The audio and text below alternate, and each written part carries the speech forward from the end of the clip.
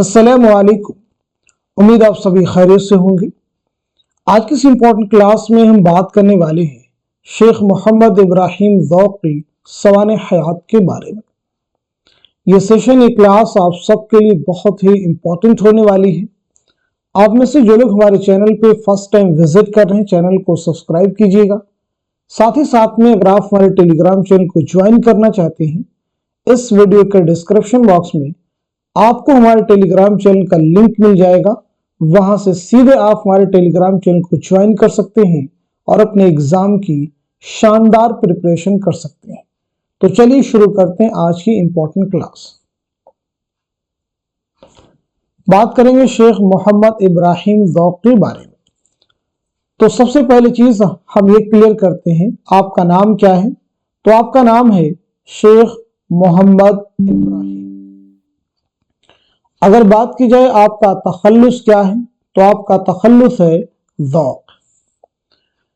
आपकी पैदाइश कब हुई है? 1789 ईस्वी में दिल्ली में आपकी पैदाइश हुई है। वफात 1854 ईस्वी में दिल्ली ही में आपका इंतकाल हुआ है। अब यहाँ पे देखेंगे एक चीज कॉमन है, यानी आपकी जाए विलादत दिल्ली है और साथ ही साथ में जाए वफात भी आपकी दिल्ली है। आपके वालिद का नाम क्या है? तो वालिद का नाम है शेख मोहम्मद रमजान। ज़ौक़ की इब्तिदाई तालीम हाफिज गुलाम रसूल के मकतब में हुई। ज़ौक़ के पहले उस्ताद हाफिज गुलाम रसूल शायर भी थे और शौक़ तखल्लुस करते थे। इसी मुनासबत से ज़ौक़ तखल्लुस इख्तियार किया। शौक़ के बाद ज़ौक़ ने शाह नसीर देहलवी से मशवरे सुखन किया। बहादुर शाह जफर पहले शाह नसीर से मशवरे सुखन करते थे, उनके बाद ज़ौक़ से और ज़ौक़ के बाद गालिब से। यानी शेख मोहम्मद इब्राहिम ज़ौक़ बहादुर शाह जफर के भी उस्ताद थे। बहादुर शाह जफर ने तख्त नशीन होने के बाद ज़ौक़ को अपनी सल्तनत का मलिक-उश-शुअरा मुकर्रर किया। बकौल मोहम्मद हुसैन आज़ाद, ज़ौक़ ने 19 बरस की उम्र में एक कसीदा लिखा जिसमें तरह तरह की सनातों के साथ 18 शेर 18 जुबान में थे, जिसकी बिना पर अकबर शाह सानी ने ज़ौक़ को खाकानी हिंद का खिताब दिया। अब ये आपको प्रीवियस एग्जाम में क्वेश्चन मिल जाएगा कि खाकानी हिंद किसे कहा जाता है, तो जवाब हो जाएगा शेख मोहम्मद इब्राहिम ज़ौक़। ज़ौक़ कभी दिल्ली से बाहर नहीं गए, वह हमेशा बहादुर शाह जफर के दरबार से वाबस्ता रहे।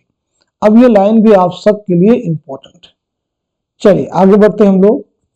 ज़ौक़ की शोहरत सुनकर हैदराबाद के महाराजा चंदूलाल शादा ने ज़ौक़ को हैदराबाद बुलाया, लेकिन ज़ौक़ नहीं गए और ये जवाब दिया, गर्चे है मुल्क दक्कन में इन दिनों कद्र सुखन, कौन जाए ज़ौक़ पर दिल्ली की गलियां छोड़कर। ज़ौक़ और गालिब के दरमियान मुआसिराना चश्मक रही। ज़ौक़ ने मुख्तलिफ उलूम व फ़नून की इस्तिलाहात को बड़ी खूबी के साथ अपने कसायद में बरता है।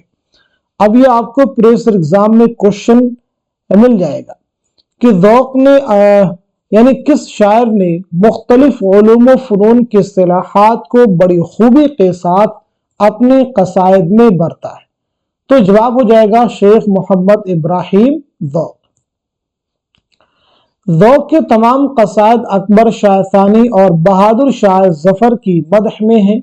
बस एक कसीदा सैयद आशिक निहाल चिश्ती की मदह में तारीफ में है। ज़ौक़ के अहम कसायद ज़हे निशात अगर कीजिए उसे तहरीर, यानी दर मदह बहादुर शाह जफर, ऐसे ही है मेरी आंखों में अश्कों के तमाशा गौहर। आगे बढ़ते हम लोग अक़वाल। अब जैसे आपको याद रखना है कि मोहम्मद हुसैन आज़ाद ने ज़ौक़ को उर्दू नज़्म का खातिम करार दिया। मोहम्मद हुसैन आज़ाद ने ज़ौक़ के मुतालिक लिखा है कि रंग सांवला चेचक के दाग बहुत थे, कहते थे कि 9 दफा चेचक निकली, मगर रंगत और दाग कुछ ऐसे मुनासिब और मौजू वाक़ई हुए कि चमकते थे और भले मालूम होते थे। अब ये जो कौल है आपको कई सारे एग्जाम में मिल जाएगा। नज़्म उर्दू की नक्काशी में मिर्जा मौसूफ यानी सौदा ने कसीदा पर दस्तकारी का हक अदा कर दिया। उनके बाद शेख मरहूम यानी ज़ौक़ के सिवा किसी ने उस पर कलम नहीं उठाया और उन्होंने मुरक्का को ऐसी ऊंची मेहराब पर सजाया जहां किसी का हाथ नहीं पहुंचा। अब जितने पार्ट को हमने हाईलाइट अंडरलाइन किया है, ये पार्ट आपको एग्जाम में कई बार मिल जाएगा। तो ये किसका कहना है? मोहम्मद हुसैन आजाद का।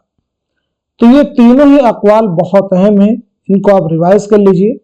अब देखें क्या क्या चीजें जो मैंने आपसे पूछी हैं जो अहम है, उन तमाम चीजों को हमने सर्कल कर दिया है, अंडरलाइन कर दिया है, ताकि उन्हें आप देख लें कि ये सभी इंपॉर्टेंट पॉइंट्स हैं और यहां से एग्जाम में आपको क्वेश्चन मिल सकते हैं। तो आज की इस इंपॉर्टेंट क्लास में हम सभी ने मिलकर के शेख मोहम्मद इब्राहिम ज़ौक़ की सवाने हयात के बारे में बात की है। उम्मीद है कि ये सेशन, ये क्लास आप सबके लिए बहुत ही इंपॉर्टेंट होगा। आपके आने वाले एग्जाम में जरूर यहां से आपको मदद मिलेगी। तो आप सब लोग इस क्लास को खूब शेयर कीजिए ताकि दूसरे लोग भी इस क्लास से मुस्तफीद हो सके। और साथ ही साथ में ऐसे लोगों की बहुत बड़ी तादाद है जिन्हें हमारे चैनल के बारे में मालूमात हासिल नहीं है कि उर्दू का एक ऐसा चैनल जहां रेगुलर क्लासेस होती हैं और वहां पे हम अपनी तैयारी की प्रैक्टिस कर सकते हैं, क्वेश्चन आंसर होते हैं, थ्योरी क्लासेस भी होती हैं। तो इन तमाम चीजों को मद्देनजर रखते हुए एक बार मैं फिर आपसे कहूंगा, क्लास को जितना मुमकिन हो सके उतना ही शेयर कीजिए, चैनल की रीच को बढ़ाइए ताकि ज्यादा से ज्यादा लोग इससे फायदा उठा सके। तो आज के सेशन को यहीं तक रखते हैं, मिलते हैं अगली क्लास में। तब तक के लिए खुदा हाफिज, अपना ख्याल रखिएगा।